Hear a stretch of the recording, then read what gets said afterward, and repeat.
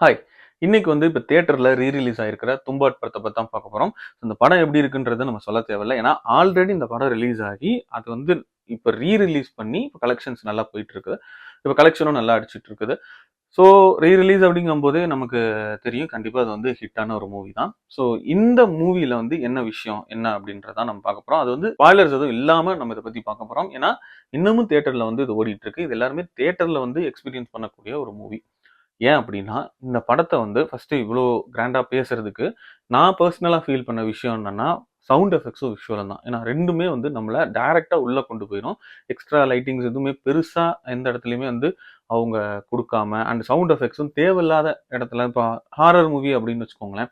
அதுல எல்லாமே எப்படி இருக்கும், இப்ப ஒரு சம்பவம் நடக்க போகுதுன்னா, அதுல அப்படியே மொத்த மியூசிக் அப்படியே மெதுவா அப்படியே ஹைல கொண்டு போய் நம்மள ஒரு பாயிண்ட்ல நிறுத்தும். அதுக்கப்புறம் ஒரு ஜம்ப் ஸ்கேர் நடக்கும்.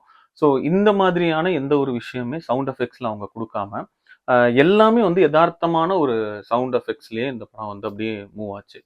ஸோ இதுதான் இதுல ஒரு பெரிய பிளஸ். அண்ட் இன்னொன்னு பாத்தீங்கன்னா, பொதுவா இதுல ஒரு விஷயம் பாத்தது, இந்த மாரியான ஸ்டோரி.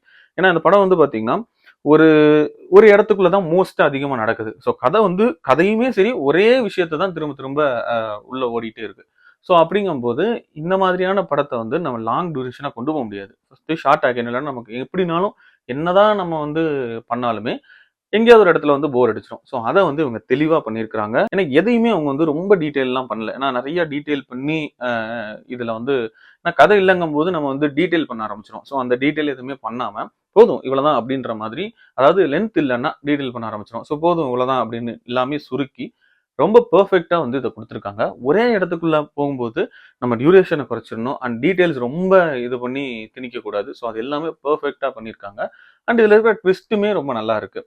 ஸோ இது எல்லாமே இப்ப எப்படின்னா, இப்பமே நமக்கு கொஞ்சம் நல்ல ஃபீல் குடுக்குது அப்படின்னா, இத முன்னால எப்படி எடுத்தாங்கன்றத யோசிக்கும்போது, இது ரிலீஸ்ன்ற வேர்ட் இந்த படத்துக்கு இன்னுமே ஒரு பிளஸ் பாயிண்ட்டா இருக்கு. ஏன்னா, முன்னால எப்படி இத எடுத்தாங்க?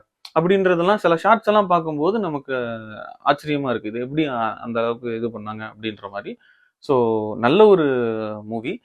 என்ன அப்படின்னா, நெகட்டிவ் ஷேட்ஸ்ல படம் மூவ் ஆகும். ஸோ அந்த மாதிரி இருக்கக்கூடிய ஒரு மூவி. தியேட்டர்ல எக்ஸ்பீரியன்ஸ் பண்றதுக்கான ஒரு ஏத்த மூவி தான் இந்த தும்பா.